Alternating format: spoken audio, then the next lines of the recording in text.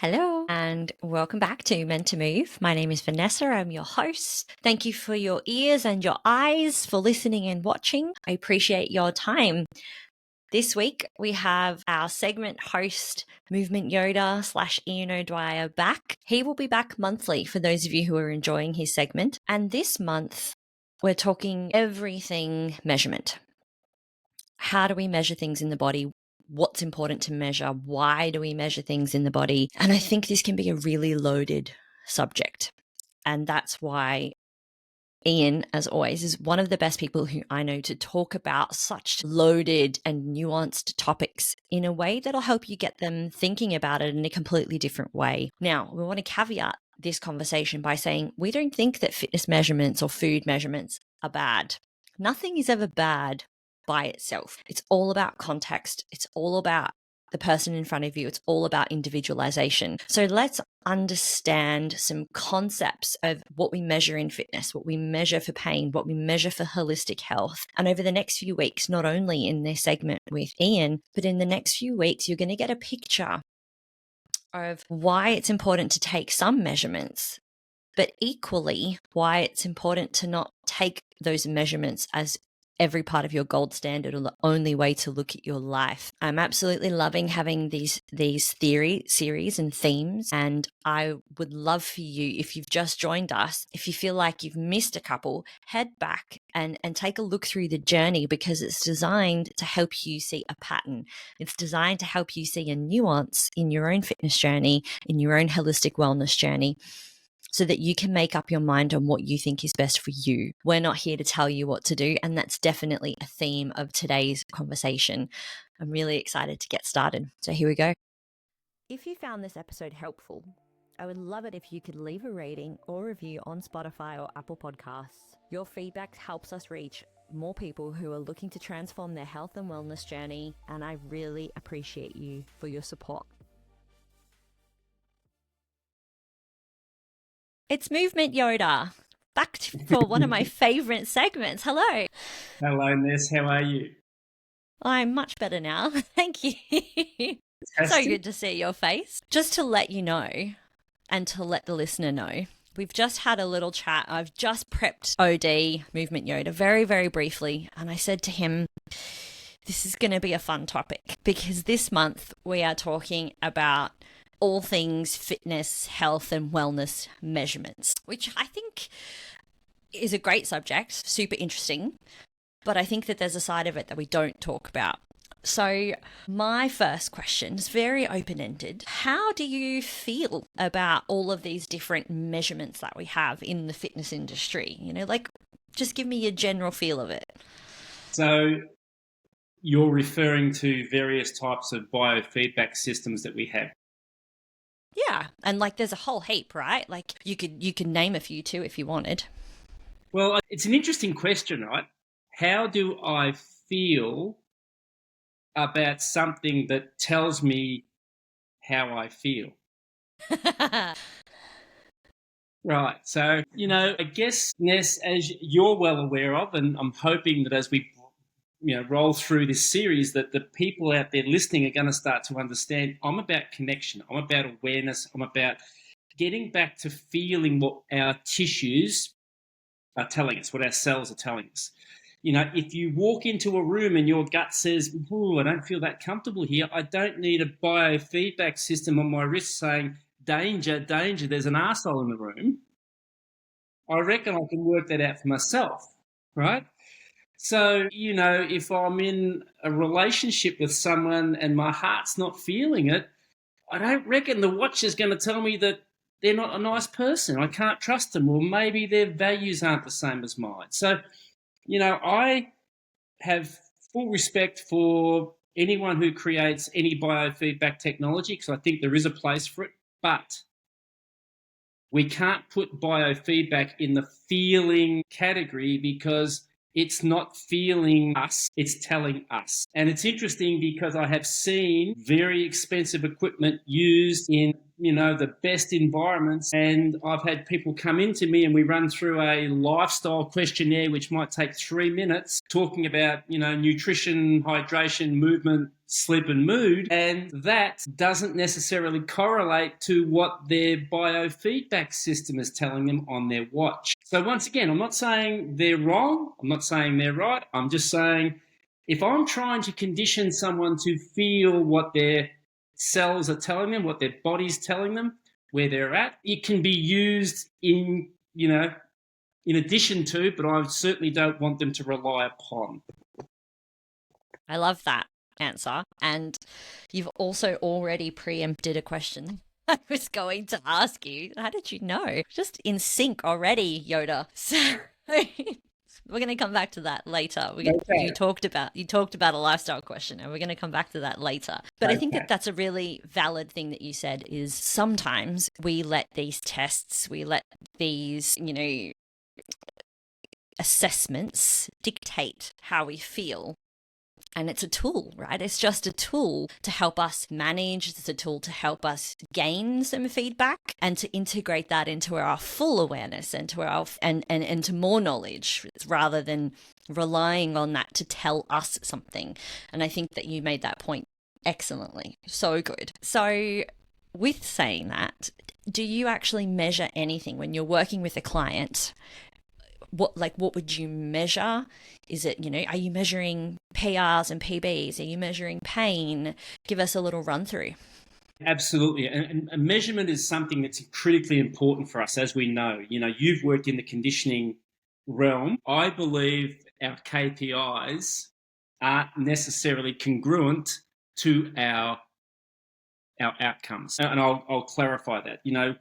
We put a GPS on the back of an AFL player, and it tells us maximum speed, and it tells us, concentrated efforts, and it doesn't tell us how well he moves laterally. It doesn't tell us how much involvement he has in the game. It doesn't tell us how effective he is with his disposals. It doesn't tell us, the things that are important in sport. It doesn't tell us, because that technology probably hasn't been designed yet, because those questions haven't been asked. So Ness, when we start looking at metrics, yes, I do measure. If I'm measuring someone who's in pain, I'll generally measure that through their response emotionally, mentally, and physically. Now, someone comes in pain, Ness, you tell me what they're feeling. You tell me what their face is looking like. You tell me how they're moving. Pretty straightforward, right? Yeah, you can see it usually. You can see it. Now, you can sense it as well. Oh, my word, you can sense it. There's that, left off from that last session we did about interoception, right? And interoception is, when we look at interoception, it's the ability to feel. That's my gut. That's my sense of, okay, if I'm connected to this person, I'm trying to create solutions, I've got to listen to them verbally, but I've also got to listen to them physically and emotionally, right? So, and also on a spiritual level, in the fact of, I want to treat this person the way I would expect it to be treated if I was going to see someone. So it's this whole situation of, how do I measure them? Well, for me, I always think, what's the best way to measure someone? It's got to mimic what they're trying to do. If they come in pain, why do they want to get out of pain? What do they have to do in work? When do they have to do it by? So there's all these questions that we want to find out, right? And if their pattern is a stepping and reaching pattern, some people might call it lunging, or a sit and reaching pattern, or it's a gait pattern, then my assessment probably needs to be something, or my appraisal. So I don't do assessments. And I've got to tell you, the reason I don't do assessments, and as you know, we've been involved with some of the biggest assessment names around the world, right? What do most people do in an assessment? They fail. So they fail or they act. They know they're getting tested, right? They know they're getting tested again, right? Like, I'm 62. I don't need more tests. That's why I got out of school. I'm not going back to it. So it's interesting. As soon as you use the word assessment, they try to act. They try to move the way that they know they should. So we use the word appraisal. It's a bit of softness to it, but it's also them being able to connect to themselves. So our appraisal is nothing more than an awareness that their system's going to inform us about, not that I'm going to tell them about. Otherwise, I'm looking like that biofeedback system that's sitting on my wrist. You know, I've spent 7 years traveling the world, working with some of the best people in the world, you know, and to see their assessments, whether it's Gray Cook or whether it's Mike Clark with the overhead squat, their assessments are mind-blowing. Like, they're so good, but realistically, the only person that can do their assessment is them. So, Nessie, what I tried to do is I thought, you know what? I'm not as smart as they are, and I certainly see things, but not the way they see it. So rather than me having the responsibility of judging someone, of assessing someone, I thought, wouldn't it be smarter if we could create an opportunity for someone to appraise themselves so that when I'm not there, they can still do it? So, you know, Phil Soma put together a really simple process. And, you know, having Roddy Corn, as you know, who had a big bearing on the National Academy of Sports Medicine, he wrote the original manual. And Roddy's knowledge on the human being is just second to none. But we just said, okay, let's go back to fundamentals. Let's do some sit and reaches. Let's do some step and reaches. Let's do some ground to stand, stand to ground. Let's do some kneeling. So let's do the things that we do in life. And the best part was we gave the person in front of us the opportunity now to tell us what they felt when they did those appraisals, which was pretty cool, right? So you've got to have a metric. You do. And I just want to point out the language that you're using also is super important. Like you said, the language of assessment versus appraisal. But then you're talking about sit and reach, step and reach. Was it step and reach? Squat and lunge. For people who aren't familiar with Yoda language, that's a squat and a lunge. But the reason why you don't say a squat and a lunge, particularly to someone in pain, is because words have a triggering effect. Isn't that right? Huge. And, you know, it's interesting because we've been advised by people far smarter than us that, you know, people in back pain shouldn't rotate, right? And you go, hang on, they've got to sit on a toilet. They've got to get into a car. They've got to be in a situation where they've got to walk down the street. That's rotation. And it's rotation from the toes to the nose. So I get what they're saying. You don't want to squeeze or rotate that lower lumbar excessively. But you know what? Our language can be very off-putting because if you tell someone not to rotate and all of a sudden they have a fear of rotation, that's going to magnify the problem, right? So you're right, but the language is so important. Yeah, I'll use an example for that. Is I've had several clients who've, you know, later in life have had to have a knee replacement, and the advice from the surgeon is not to squat. And it's really confusing advice considering what you just said. We all have to get in and out of the car. We all have to get on the toilet, and that's squatting. That's just a daily movement, and you know, people wouldn't necessarily quantify it as a squat because they don't use that as a metric, but that could be someone's metric because they're in pain. So if you're having a knee replacement, being able to sit up and down off the toilet is an excellent metric to see if you're capable of doing it with and without pain. Absolutely. And so what you're saying is the metric doesn't necessarily really matter. It's the context that you put the metric in. Yeah. And Ness, we've all done it, haven't we? We've all gone through goniometers and we've measured this and we've measured internal rotation of the hip and all of that sort of stuff. But those goniometers don't measure the emotional state of what the tissue is because emotion changes motion. If I've got a situation where I've gone through emotional stress, my pelvic floor is going to be hypertonic. It's going to be rock hard. It's not going to want to move. We know that, right? We've experienced that. I'm probably going to be butt gripping, potentially back gripping.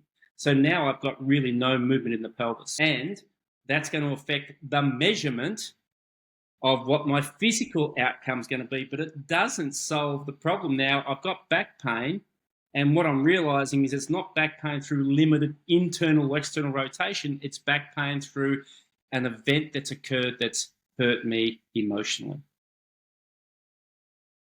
Yeah, I'm so glad that we're talking about this. Really, because sometimes, you know, as a trainer, I find it super important to question myself as well as, what I'm seeing, what I'm hearing. I think that that is really important. If I'm questioning others, then I should question my own methods. I think that's pretty fair. And I have so many clients who thrive, and I barely give them any measurement. Nothing. No, PB, no, let's see how strong you are. Let's see how fit you are. And it's not saying that they don't ever do it, but when we do it, it's at their suggestion. It's at their desire. And then we can walk into it. And I think that measuring is a huge barrier for a lot of people who want to engage in fitness and in health or in sport, is because, like you said, we put this word assessment in front of as soon as they start. Like, you enter a gym and the first thing you do is an assessment, right? And that's a barrier. Automatically you're having someone judge you. Automatically you're having to go through a process that potentially makes you feel really uncomfortable. And is that really necessary for someone starting out, or someone who's super experienced even? Like, it doesn't really matter.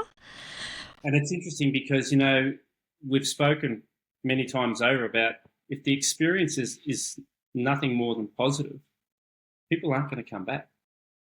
So you create a negativity by using a language, a failure. I've failed again. I'm coming in back pain. What are you expecting to see? What, he's going to be able to do he's going to have a 20-degree, dorsiflexion of his foot? No. So it's just interesting, isn't it? So I guess, Ness, the biggest thing about us is that we're not talking theoretically. We're talking about experience. I can tell you right now, we had 2010, 2011, when I was doing the conditioning and assistant coaching here at Noosa, and one of my best mates was coaching, and we had a scenario that we didn't train any longer than 68 minutes for a session for the entire year. We would do mobilizers. They'd do some foam roller inside. We'd do some mobilizers. We would do some running drills, which would involve skipping. We would do a drill of touch. And then they had 4 drills that ran for 8 minutes after that. We had no soft tissue injuries in 2 years. The umpires who I used to look after at the time, they'd come and see me, some of the umpires, and they'd say, OD, how come your players don't appear to get injured? They never answer back or argue, and their sideways movement, how come that they just move sideways so well? And you think, if you want to measure something, if a sports person is moving well, moving efficiently, that means that they're going to make good decisions because they've got plenty of fuel and good oxygen flow to their brain. It means that you're playing a 360-degree sport and they're not breaking down their tissue. That tells you the conditioning you're doing must be beneficial. And then you have a scenario where their endurance was through the roof. We never, in 3 years, we never ran a 3-minute or a 2-minute or a 1K time. We never ran time trials. We never ran. We ran in the exercise. And the intensity-ness was never any higher than gear 3, because I knew if I said gear 3, for those of you out there, gear 1's 50 to 60 max heart rate, gear 2, 60 to 70, gear 3, 70 to 80, gear 4, 80 to 90, gear 5, 90 to 100%. Now, I knew if I said gear 3, where most of them would live, gear 4. So we only had, 48 hours between each training session and the game. So I knew that I was bordering on recovery time. So we had to make sure that these guys were working within their threshold so they could recover, so they could perform. Otherwise, I was jeopardizing. That's the metric, right? Yep.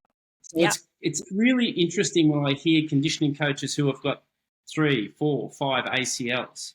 And we've all had them, don't get me wrong. There's no one that I'm saying I'm perfect. I've had guys who have done ACLs in my conditioning as well. But when you have large numbers of injuries happening, which is happening in many sports now, you've got to look at it and say, why? Challenge it. Yeah, I would agree with that sentiment. And I think for those listening who are super attached to their tests and their fitness tests, there still is a place for that. And I don't think that we're saying that you should just ditch them all. I'll use my experience. Have been training semi-pro tennis player. I started training him when he was on the cusp of 16, and he's now moved on. He's turning 20 this year, and he's playing college tennis in the States. So quite high level. It's great. I'm really happy for him. And when we started training, he had niggly shoulders, he had niggly knees, kind of injuries, and he wanted to increase his power, wanted to increase his fitness, and obviously get better. His dream was to play tennis more, and make something out of it. And I didn't do fitness tests with him.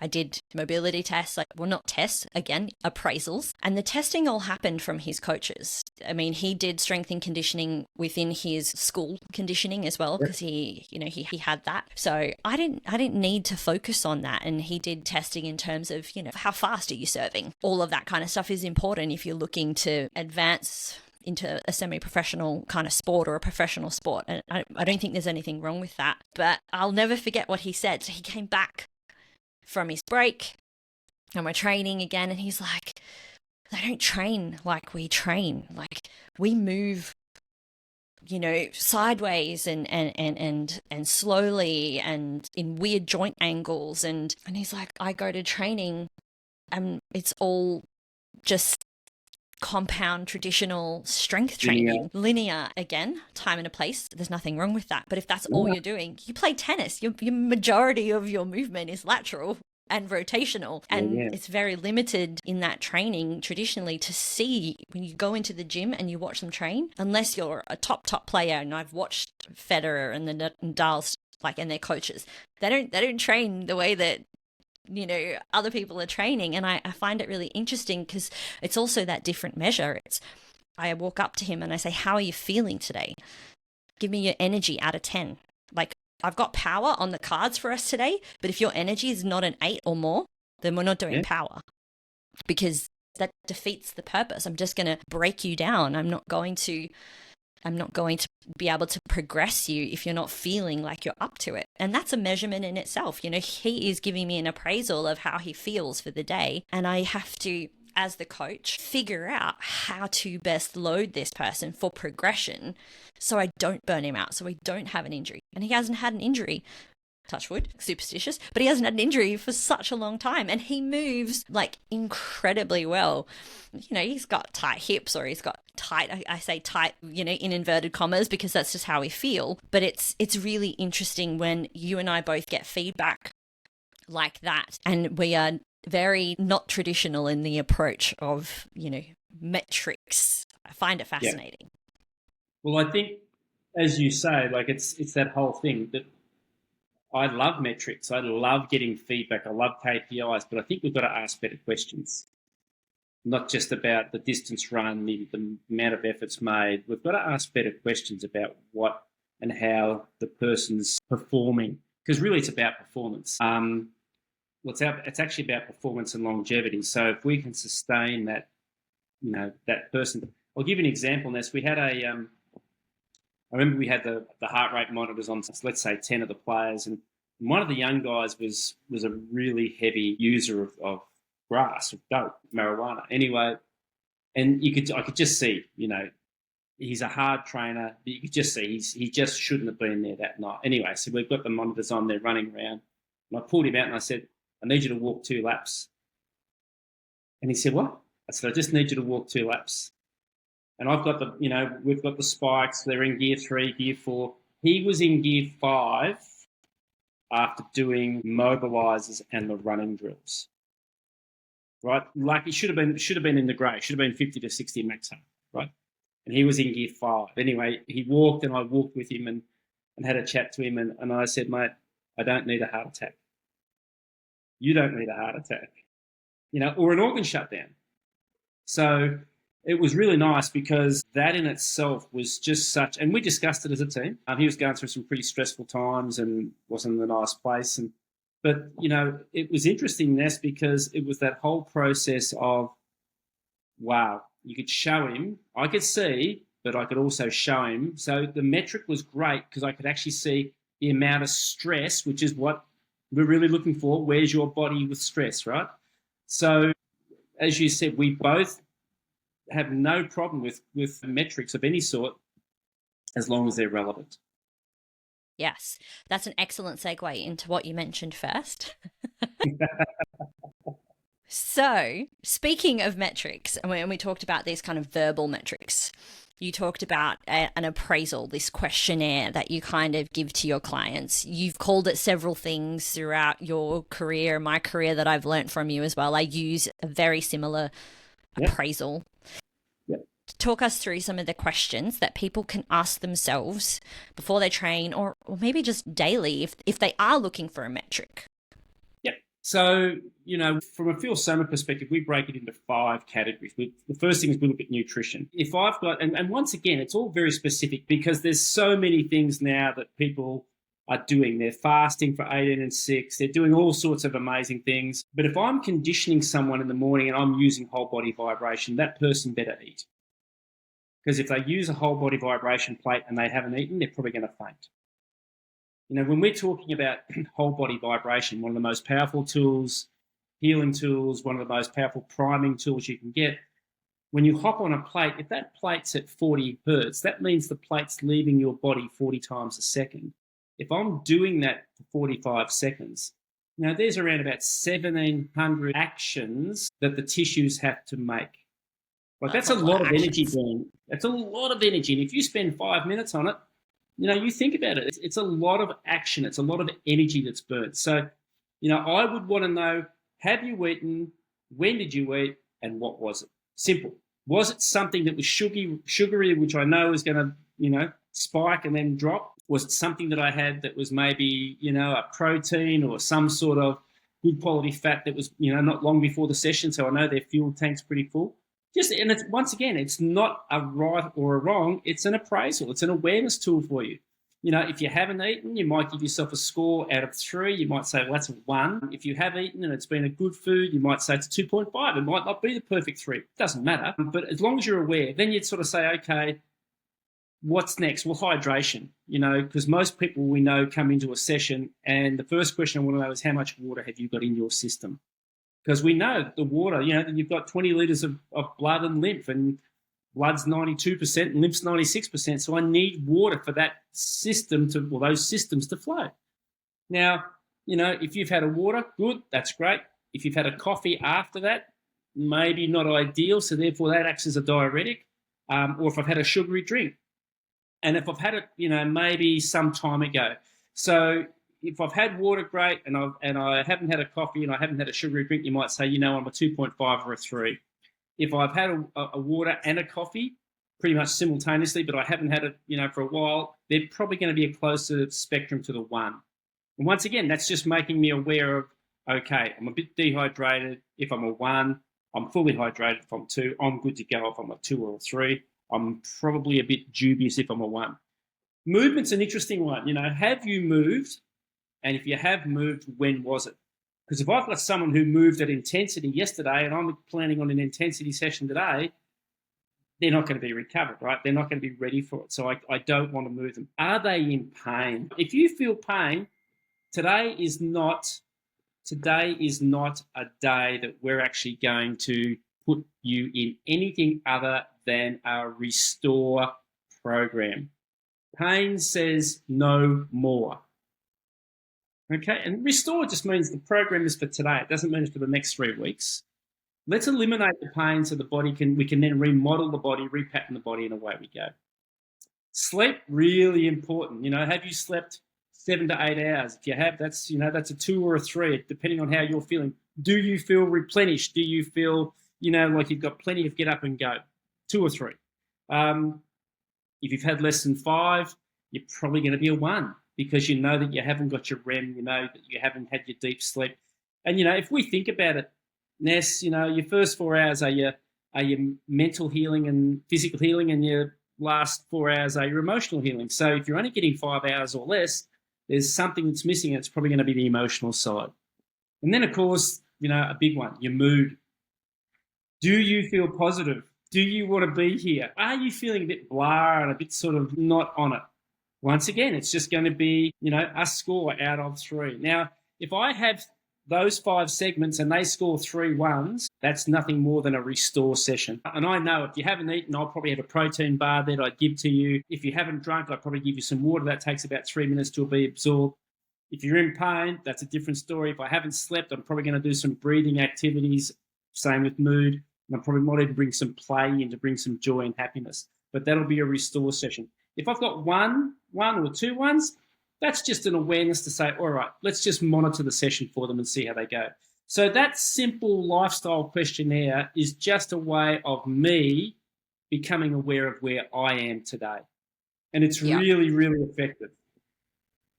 I wholeheartedly agree. Let's take it that next step further. So just say I'm a person who I've scored, maybe 1 in the sleep. I moved intensely yesterday. I like to do daily classes at my, box or gym or whatever, but I'm good for hydration. I just had my water when I got up and I'm good. Like I'm feeling pretty good. Obviously moved, yesterday.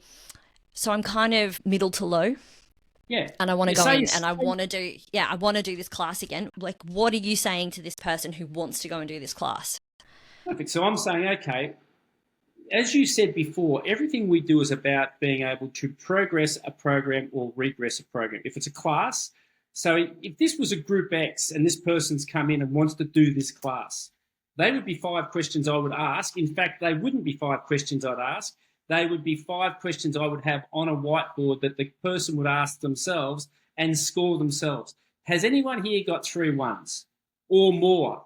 If you have, you're over there today. Has anyone got 2 ones or less? You're over there today. Simple.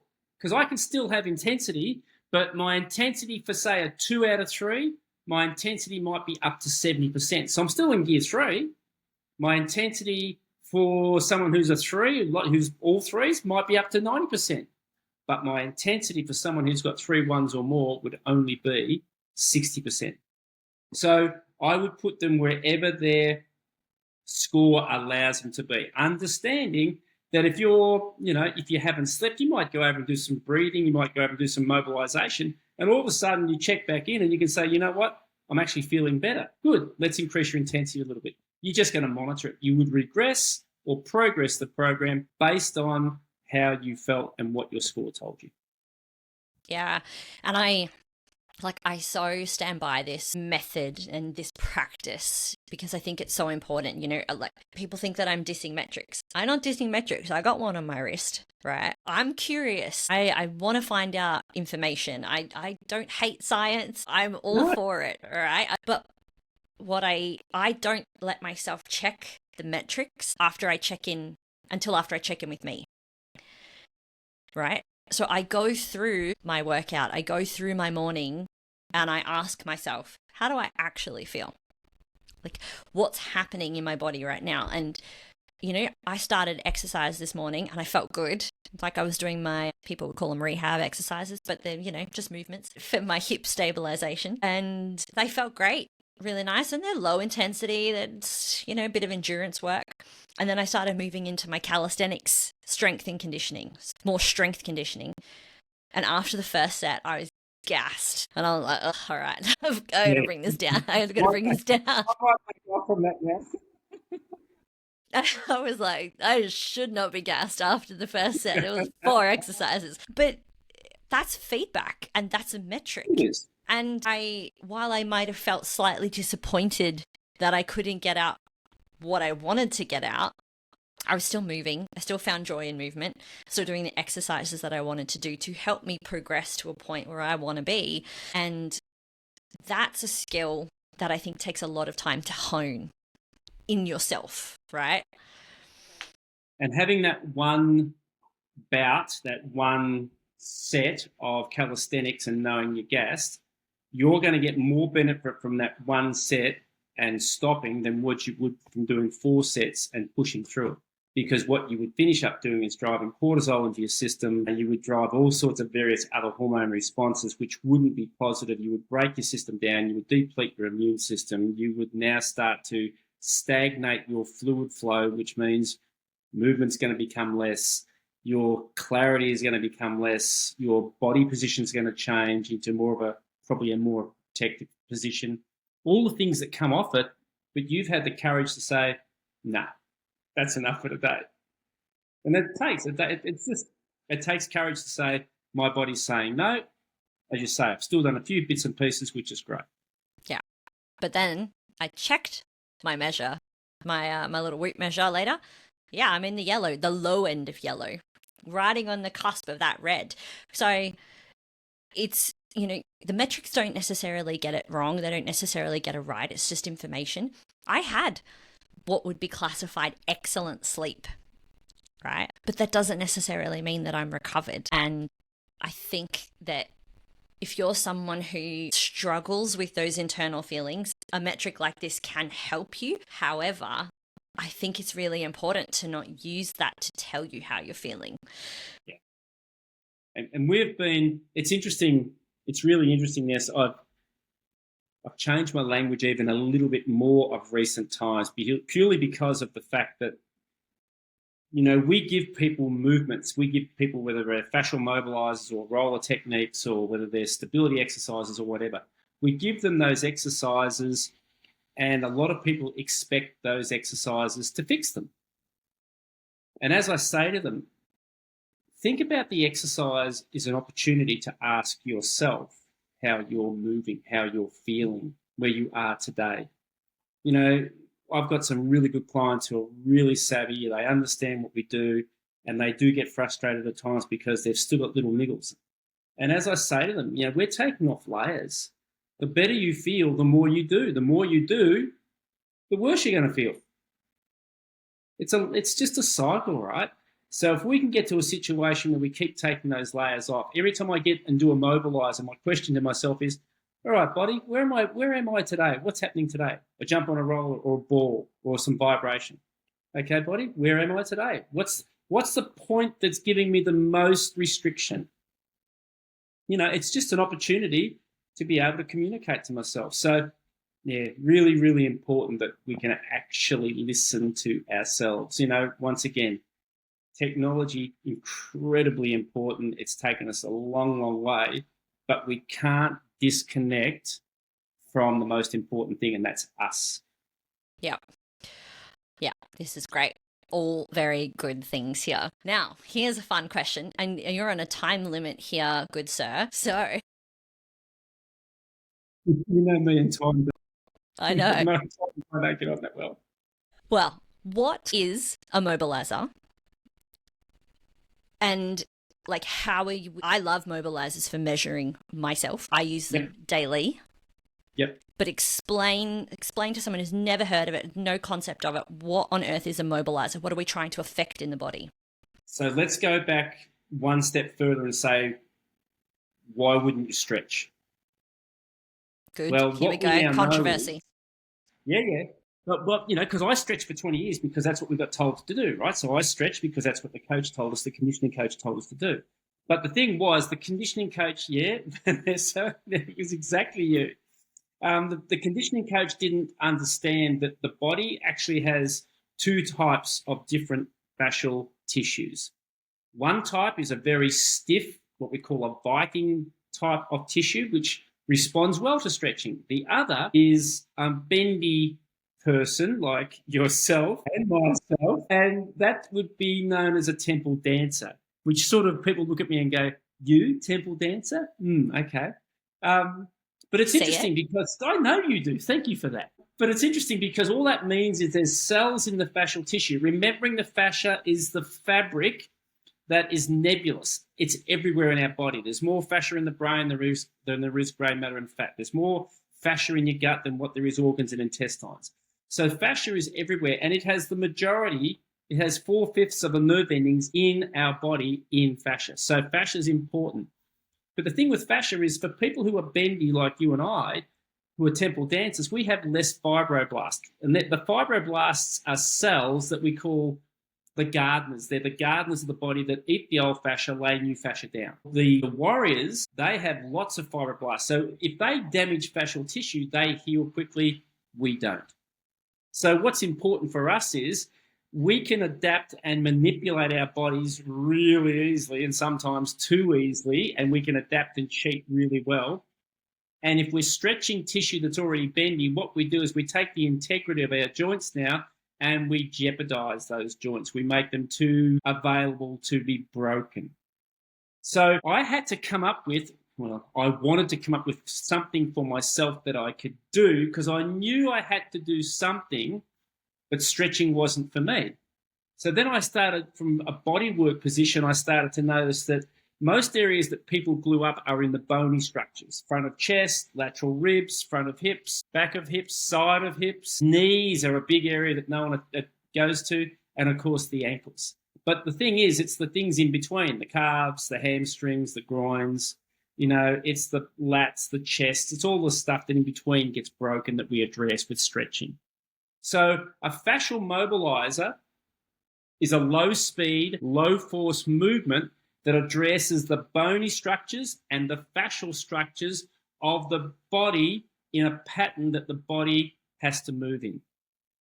So you think about it. We've already spoken. We do a sit and reach. Some people would say that's a squatting pattern, which I would agree it is. But if you use the word sit and reach, you only sit to where you feel the first tension. Now, what I might do with that sitting pattern is I might manipulate where the feet are. Now, as we know, Ness, there's 69 different foot positions, and yet we seem to squat in one.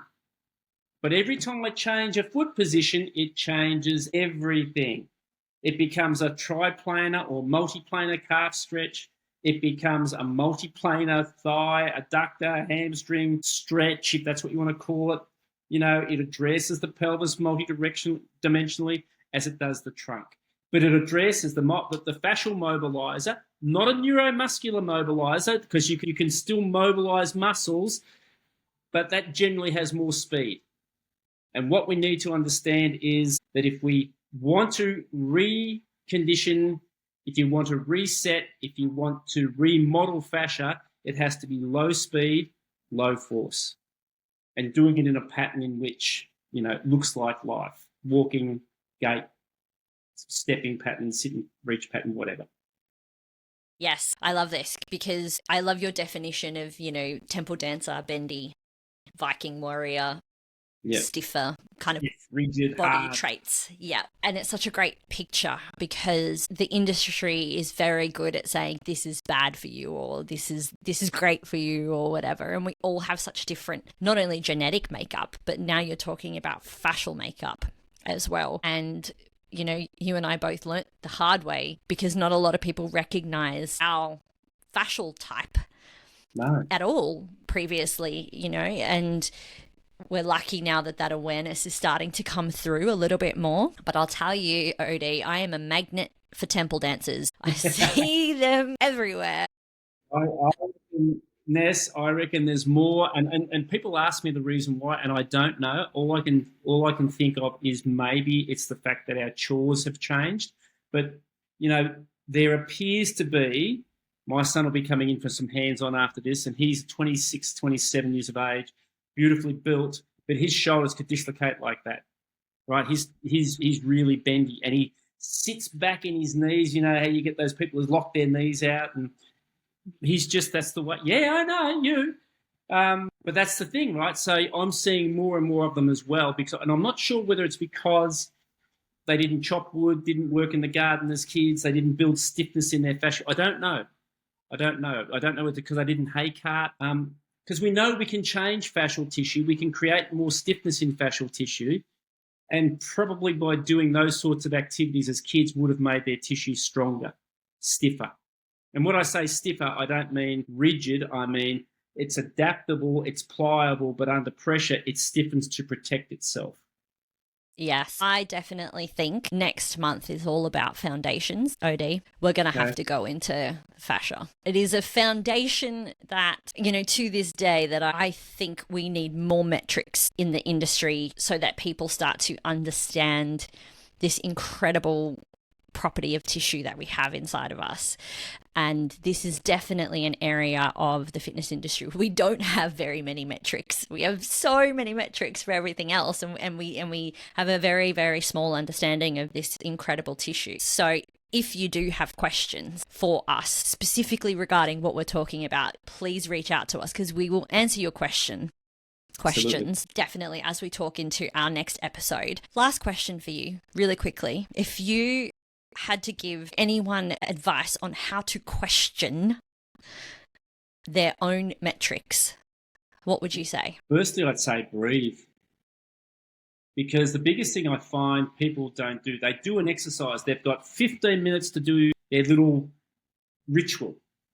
Mm-hmm. I would sooner a person come out in 15 minutes and do 3 movements and take 5 minutes of breathing to slow the mind and to reconnect the tissues and cells than I would to do 25 exercises in 15 minutes. Because I really believe what I'm seeing now, Ness, is I'm seeing people who are doing exercises, and I'll give you an example. Someone goes in the morning at 6 o'clock and does a meditation. 6 till 7, they meditate for 60 minutes. They come out of that session, they feel great. By the end of the day, they're cranky, they're irritable, they're anxious, and they're breathing in their throat.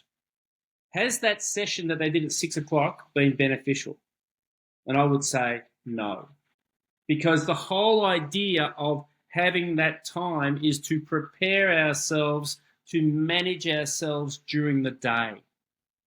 So if I'm going to take a breath in the morning, I should be able to breathe like we're doing now. We're diaphragmatically breathing while we're doing this podcast because I'm not having to expel huge amounts of energy or effort. So therefore, I can sit, breathe, and have relative clarity of brain, reasonably pain-free body, all those things that go with the breathing. But more importantly, I'm actually feeling everything that I'm saying to you. I'm not saying it verbally only, I'm feeling it, right?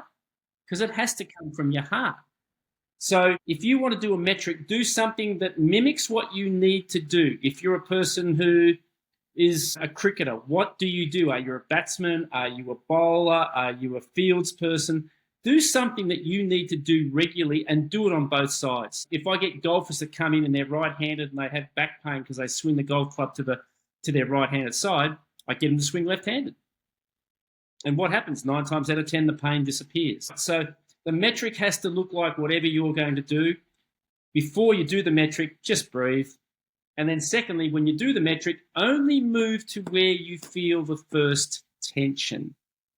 Now, remembering tension is take your hand, put it on your skin, on your arm, and just move your arm backwards and forwards. So what I'm going to do is I'm going to take my right hand, put it on my left forearm, and I'm just going to roll that forearm.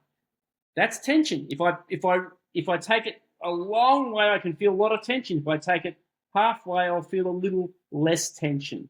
I just want to feel tension because tension tells me that if I'm doing a movement, if I've got more tension in one place than the other, that place needs some attention. That place needs to be addressed. Whether it's foam rolling, movement, whether it's stability, whatever it may be.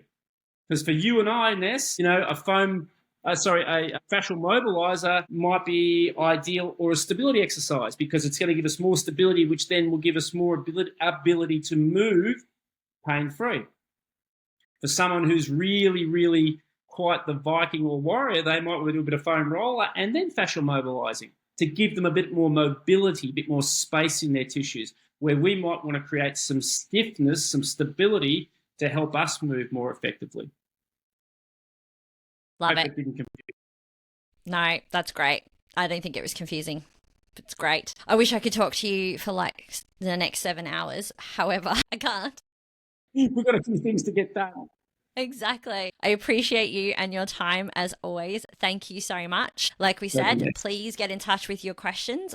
Otherwise, prepare yourself for next time. So excited. Thank you, Odie. Look forward to it. Thanks, Nessie.